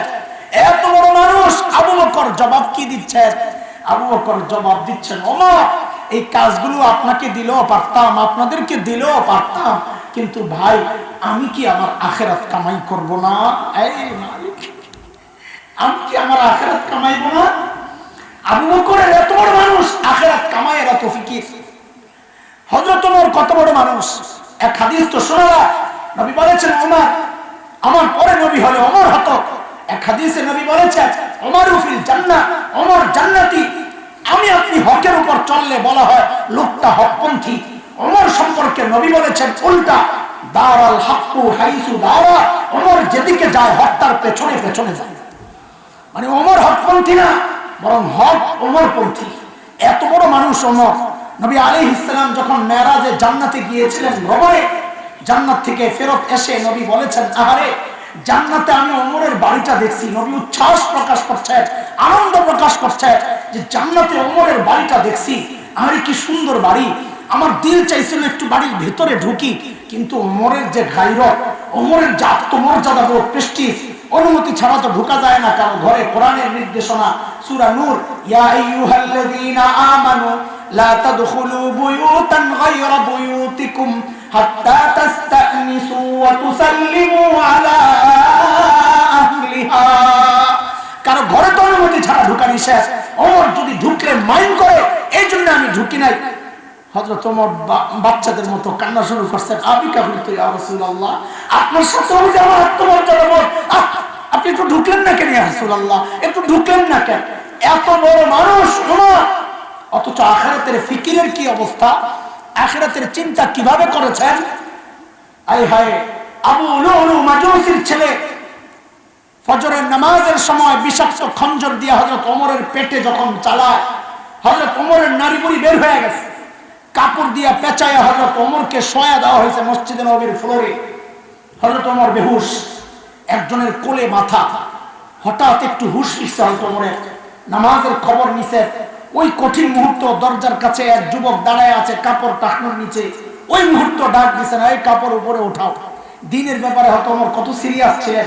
ওই মানুষটা অর্ধ জাহান যিনি শাসন করেছেন, জান্নাতের সুসংবাদ পাওয়া মানুষ, ওই অবস্থায় ওই কোল থেকে মাথাটাকে নামায়া মসজিদে নববীর ফ্লোরে নিয়ে রাখছেন মাথাটা। কেন? এই মসজিদে নববীর ফ্লোর কি পাকা ছিল? টাইলস করা ছিল? মোজাইক করা ছিল? আরে বলেন না, কি ছিল? মাটি। মাটি। এত বড় মানুষ ওমর, মাথাটা নিয়ে মাটির উপর রাখছেন, গালগুলাকে মাটির সাথে হযরত ওমর এইভাবে ঘষতেছেন আর কামতেছেন, ঘষতেছেন আর কামতেছেন আর বলতেছেন, ওয়াইলুল লাকা ইয়া ওমর ইন লাম ইয়াগফির লাকা রাব্বুক। ওমর, তোমার রব যদি তোমাকে ক্ষমা না করে, ওমর তোমার জন্য ভয়ঙ্কর বিপদ কিন্তু অপেক্ষা করতেছে। এত বড় মানুষ ওমরের আখিরাতের এইরকম ফিকির। সাইয়েদনা আবু বকর এত বড় মানুষ, অথচ আখিরাতের ফিকিরের কি অবস্থা ছিল। সাইয়েদনা আবু বকর দূরের নির্জনে চলে যেতেন, একা একা চিৎকার করে করে কাঁদতেন আর নিজেকে ধিক্কার দিয়ে দিয়া বলতেন, ইবনা আবি কুহাফা, এই আবু কুহাফার বেটা, তুই মানুষ কেন হইলি রে? তুই মানুষ কেন হইলি? এখন আল্লাহর সামনে তুই কেমনে দাঁড়াবি, কেমনে হিসাব দিবি? গাছের কাছে যায় যায় হযরত আবু বকর কাঁদতেন আর বলতেন, ইয়া লাইতানি কুনতু বারাকা, আর আমি মানুষ না হয়ে যদি গাছের ডালপালা হইতাম, পাতা হইতাম, তাই আল্লাহর সামনে আমাকে দাঁড়াইতে হতো না। এত বড় মানুষ আবু বকরের আখিরাতের এইরকম ফিকির, ওমরের এইরকম ফিকির। আরে এইরকম ফিকির তো হওয়ার কথা ছিল আমার মতো জালিমের। অথচ আমাদের কারো চেহারার দিকে তাকাইলে মনে হয় না যে আমাদের আখিরাতের কোনো চিন্তা আছে, আমাদের মৃত্যুর কোনো ভয় আছে। কেন রে ভাই, তোমাকে আর আমাকে কে গ্যারান্টি দিল যে আমাদের মৃত্যু যন্ত্রণা হবে না? ওমর তো গ্যারান্টি পাওয়া মানুষ, আবু বকর তো গ্যারান্টি পাওয়া মানুষ। আমাকে তোমাকে কে গ্যারান্টি দিছে যে আমাদের কবরের আযাব হবে না? কে গ্যারান্টি দিছে বলো? ওমর তো গ্যারান্টি পাইছে আমার উপরে জান্নাত, আবু বকর তো গ্যারান্টি পাইছে। আমাকে তোমাকে কে গ্যারান্টি দিছে যে আমাদের হাশরের পেরেশানি হবে না, আমাদের কবরের আযাব হবে না, আমরা জাহান্নামে যাব না, জান্নাত পাওয়া যাব? কে গ্যারান্টি দিল বলো? চুল পাইকা সাদা হয়ে গেছে, গুনাহ ছাড়তে পারি না। দাড়ি পাইকা সাদা হয়ে গেছে, গুনাহ ছাড়তে পারি না। অথচ মালিক ডেকে ডেকে বলতেছেন, আলাম ইয়ানিল্লাযীনা আমানু আন তাখশা কুলুবুহুম লিযিকরিল্লাহ। আল্লাহর ভয়ে কলিজা কাঁপা ওঠার সময় কি এখনো হয় নাই? তুমি কি ভাবতেছো তোমার মৃত্যু অনেক দেরি, প্রস্তুতি নিবা? আরে কে জানে, কে জানে এই মজলিসে এমন মানুষও আছে যার কাফনের কাপড় দোকানে চলে আসছে। এমন তো হইতে পারে কালকে খবর পাইতে পারো এই যে বয়ান করছে মাওলানা হাসান জামিল তো দুনিয়ায় নাই, এই খবরও তো আসতে পারে। কেন এতটা উদাসীন হয়ে গেলাম? কেন এতটা উদাসীন হয়ে গেলাম? দুনিয়ার সবাই আমার টাইমের ভাগ পায়, ফেসবুক ভাগ পায়, ইউটিউব ভাগ পায়, খেলোয়াড়রা ভাগ পায়, বিবি বাচ্চা বন্ধু ভাগ পায়, শুধু ভাগ পায় না মালিক, শুধু ভাগ পায় না মালিক। অথচ একটা গাছ দাঁড়ায় আছে, তোমার কাছে মনে হয় আরে না গাছটা দাঁড়ায় নাই, দাঁড়ায় দাঁড়ায় গাছটা তাসবিহ পড়তেছে মালিকের। কুকুর দেখলে তুমি দাঁড়ায় দাও, তোমার খবর নাই কুকুরটা রুকুর হালতে মালিকের তাসবিহ পড়তেছে। সাপ বিচ্ছু পায়ে দিলে মেরে ফেলো, হ্যাঁ পিঁপড়া গুলো পায়ে দিলে মেরে ফেলো, তোমার খবর নাই এই সাপ বিচ্ছু পিঁপড়া গুলা সাজদার হালতে মালিকের তাসবিহ পড়তেছে। পড়ি না আমি আর তুমি, আমি আর তুমি পড়ি না, অথচ মালিক কত কত নিয়ামত দিয়ে আমার সাজায় রাখছে। এই জন্য দোস্ত মালিক বড় মায়া করে ডাক দিতেছেন, রে আমার বান্দা, সেই দিন যেন কামতে না হয়, ইয়া লাইতানি কদ্দামতু লিহায়াতি, আমার এই জীবনের জন্য যদি কিছু আমল আগের থেকে পাঠাইতা, প্রস্তুতি যদি নিতাম, তাইলে আমার আফসোস করা লাগতো না। ওই কান্না যেন কামতে না হয়। মালিক আমাকে আপনাকে ডেকে ডেকে বলতেছেন, ইয়া আইয়ুহাল্লাযীনা আমানুত্তাকুল্লাহ ওয়াল তানজুর নাফসুম মা কদ্দামাত লিগাদিন ওয়াত্তাকুল্লাহ। প্রত্যেকটা মানুষের উচিত আখিরাত নিয়ে চিন্তা করা যে হ্যাঁ আমি আমার মালিকের সামনে কেমনে দাঁড়াবো, কি নিয়ে দাঁড়াবো, আমার পুঁজি কি। ভাই তোমাদের হালত তো আমার জানা নাই, আমার নিজের হালত আমার জানা। এই মুহূর্তে মালিক যদি বলে তোকে ডাকতে চাই, আমি বলবো মালিক আমি তো প্রস্তুত না, আমি তো প্রস্তুত না। গুনার বোঝা, গুনার বোঝা, গুনার বোঝা, নেকি দেখানোর মতো কিচ্ছু নাই, কিচ্ছু নাই। আমল কয়টা করি তাও তো রিয়া আর ভেজালে ভরা, ভেজালে ভরা। মুহতারাম হাজরিন, আমাকে চলে যেতে হবে, বিদায় নিতে হবে, না হয় আরো কিছু সময় আপনাদের সাথে কাটাতাম। আল্লাহ তাআলা যেন আপনাদের খেদমত করার জন্য বারবার আসার তৌফিক দেন, দোয়া চাই। আল্লাহ তাআলা যেন আমাকেও আখিরাতের প্রস্তুতি নেওয়ার তৌফিক দেন। আমিও মুসাফির, আপনাদের জন্য দোয়া করি আল্লাহ আপনাদেরকেও আখিরাতের প্রস্তুতি নেওয়ার তৌফিক দান করেন। আমিন আমিন। ওয়া আখিরু দাওয়ানা আলহামদুলিল্লাহি।